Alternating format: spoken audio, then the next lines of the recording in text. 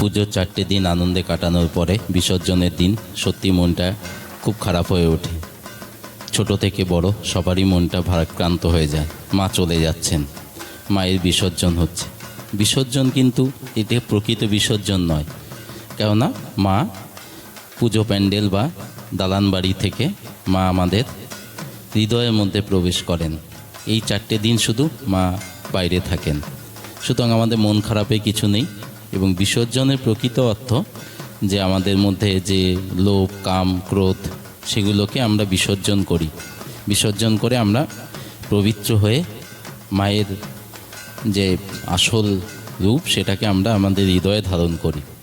এবং এই উপলক্ষে রাবণ বধের একটা ধার্মিক অনুষ্ঠানও আছে, যেটাকে দশেরা বলা হয়।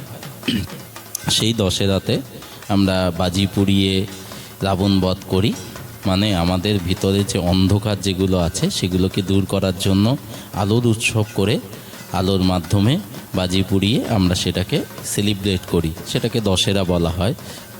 এবং এই দশেরার মধ্যে দিয়ে বা আমাদের এই বিজয় দশমীর মধ্যে দিয়ে আমাদের শুরু হয় অন্য আর এক উৎসবের সূচনা, সেটা হচ্ছে লক্ষ্মী পুজো। তারপরে আবার আলোর উৎসব নিয়ে দীপাবলি শুরু হয়। মানুষের মনে নতুন আলোর আশা নিয়ে আমরা দীপাবলি উৎসবে পালন করি, ধনতেরাস পালন করি এবং বিভিন্ন রকম উৎসবের মধ্যে আমরা প্রবেশ করি। সুতরাং বিসর্জন নিয়ে মন খারাপের কিছু নেই। বিসর্জন মানে মানুষের যে আমাদের মনের যে খারাপ সেটাকেই আমরা বিসর্জন করি। এবং এই বিসর্জনের মাধ্যমে আমরা আবার নতুন করে জীবন সূচনা করি এবং আসছে বছরের জন্য আবার অপেক্ষা করি। ভালো থাকবেন, সুস্থ থাকবেন।